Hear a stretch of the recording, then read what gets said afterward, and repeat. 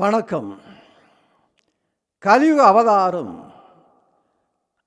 ஐயா வைகுண்டரின் அகிலத்திரட்டு ஆகமத்தின் தொடர்ச்சி. நாராயணரும் சிவபெருமானும் பரதேவதை பூவுலகிலே பிறவி செய்துவிட்டு சம்பூர்ணதேவனிடம், தேவா, நீ நினைத்தபடி பரதேவதை பிறவி செய்தாகிவிட்டது, இனி நீ என்ன சொல்லுகிறாய் என்று கேட்கின்றனர்.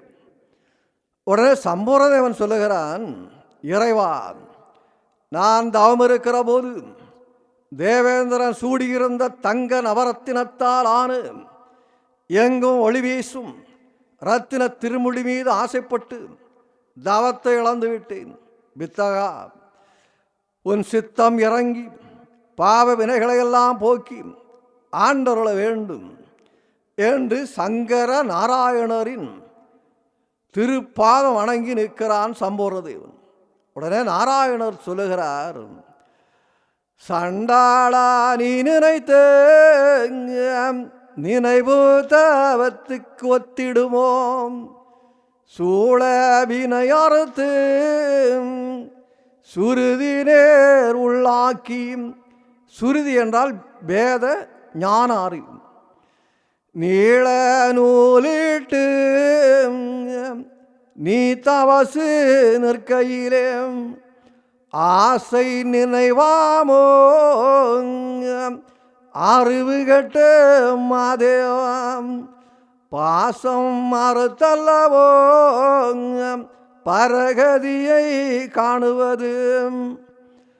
நாராயணர் சம்பூர்ணதேவனிடம் சொல்லுகிறார், தேவா, சிறந்த தவமானது தன்னை சூழ்ந்துள்ள வினைகளையெல்லாம் மறுத்து வேதங்கள் கூறுகின்ற அறிவுப்படி அதன் மூலமாக மூலாதாரத்தில் உள்ள குண்டலினி சக்தியை மேலெழுப்பி சுழுமுனை ஆகிய நீள நூலை உன் உள்ளே நிலைநிறுத்தி நீ தவசு நிற்கையிலே திருமுடி மீது ஆசை வருவது நியாயமா? பரகதியை அடைய வேண்டும் என்றால் பாச தலைகளையெல்லாம் அறுத்தல்லவா முடியும் என்று நாராயணர் கூறுகிறார். இங்கே நாம் ஒன்றை புரிந்து கொள்ள வேண்டும். சம்பூர்ணதேவன் தேவேந்தருடைய திருமுடி மீது ஆசைப்பட்டதாலேதான் வைகுண்ட அவதாரம் நடந்தது. கலி என்னும் சர்வாதிகார மன்னராட்சி ஒளிந்து மக்களாட்சி மலர்ந்தது. சம்பூர்ணதேவன் தவம் இருந்தது பரகதி அடைய வேண்டும் என்பதற்காக இல்லை, மனித குலத்திற்கு சேவை செய்யும் பொருட்டாக பூமியில் பிறக்க வேண்டும் என்பதற்காகத்தான் தவம் இருந்தார். சர்வகாலமும் சச்சித்தானந்தத்திலே தலைத்திருப்பதை இயல்பாக உடைய சம்பூர்ணதேவன் தேக உணர்வை பெறுவதற்காக தன்னை பாவ முகத்தில் திருப்புகிறார். ஏனென்றால் மனித சமுதாயம் கல்வி அறிவில்லாமல் அஞ்ஞான இருளில் மூழ்கி மனிதனே தீண்டத்தகாதவர்கள் என்று இகழ்வது, மனிதனே கொலை செய்வது, மண்ணாசை பெண்ணாசை, இதுதான் வாழ்க்கை என்று மனித சமுதாயம் கீழ்மையுற்று போனது. அவர்களையெல்லாம் இறைவனின் அரிய பொக்கிஷமான பிரணவ உபதேசத்தின் மூலமாக ஆன்ம சாதனையை கொடுத்து கரை சேர்ப்பதற்காகவும் தேவர்களுக்கு இணையான வாழ்வை கொடுத்து எல்லோரும் நாட்டை ஆளக்கூடிய தகுதியை கொடுக்க வேண்டும் என்று தன்னை வலுக்கட்டாயமாக பாவ முகத்திலே திருப்புகிறார். அப்பொழுதுதான் பூமியில் பிறக்க முடியும். இப்போது நாராயணர் சம்பூர்ணதேவன் சொல்லுகிறார், தேவா, இந்த நினைவு உனக்கு வந்ததினாலே நீயும் பரதேவதை பிறந்தது போன்று பிறந்து சில நாட்கள் துயரப்படுவாய்.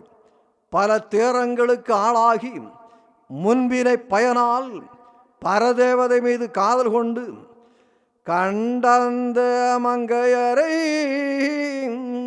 கருவால் வசமாக்கி பரதேவதை நீயும் உடல் அழகில் மயங்காமல் உடலையும் மனசையும் கடந்து ஞான நிலையில் 2 பேரும் சேர்ந்து வாழ்வீர்கள். இந்த உண்மை புரியாமல் உலக மக்கள் உங்களை கேலியும் கிண்டலும் செய்வார்கள்.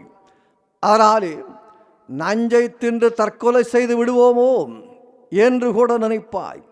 இப்படி இருக்கிற போது பின்னும் சில நாள் கழித்து பெண்ணோடு உறவாடி தன்னோவியம் போல் தான் இருக்கும் நாளையிலே, தன்னோவியம் என்றால் தன் அழகுடன் ஆன்மநிலை இருத்தல், அதாவது பிறவிக்கு காரணமான நல்வினை தீவினை ஆகிய கன்மத்தை அழித்து மேல்நிலையில் இருக்கிற போது உன் துயரம் தீர்த்து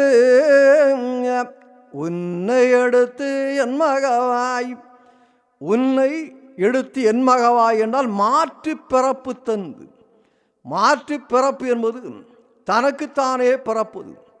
நாம் இந்த உலகத்திலே தாய் தந்தையர் மூலமாக வந்து பிறக்கிறோம். இனி தாய் தந்தையர் இல்லாமல் நமக்கு நாமே பிறக்க வேண்டும். அது எப்படி என்றால் ஞானம் பெறுவதுதான். ஞானம் பெற வைத்து திருமுடி மீது திருமுடி சூடி உலகாள வைப்பேன். மேலும் என் துயரம் எல்லாம் யானேறி மாற்றல் செய்து, என் துயரம் என்பது நாராயணருடைய துயரம். நாராயணனுடைய கவலை எதுவென்றால் கலியுகம் அழிய வேண்டும் என்பது. ஞானம் பெற்ற பின்பு கடவுள் வேறு மனிதன் வேறு என்று கிடையாது. சம்பூரணன் ஞானம் அடைந்ததும் நாராயணனுடைய கவலை ஆகிய கலியுகத்தை உனக்குள்ளே நாராயணராகிய நான் இருந்து கலியுகத்தை அழிப்பேன் என்று கூறுகின்றார்.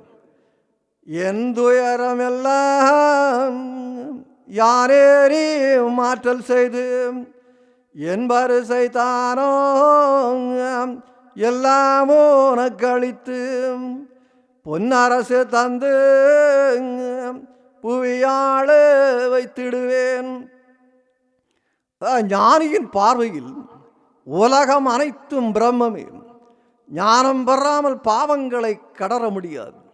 ஞானத்தில் நிலை பெற்றவர் உலகத்தோடு ஒட்ட மாட்டார்கள். கொழுந்து விட்டறியும் நெருப்பு விறகுகளை எரித்து சாம்பலாக்குறது மாதிரி ஞானம் என்னும் நெருப்பு எல்லா கர்மங்களையும் அழித்துவிடும்.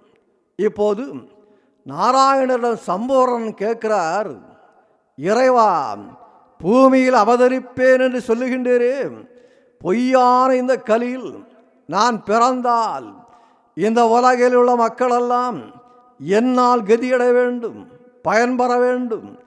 அதற்குரிய வழிகளையும் சொல்லி மேலும் நேர் வந்து என்னை ஆட்கொள்ளும் நாளையும் சொல்லி பிறவி செய்யும் என்றார் சம்பூர்ணதேவன். நன்றி ஐயா. உண்டு உயிருள்ளவர்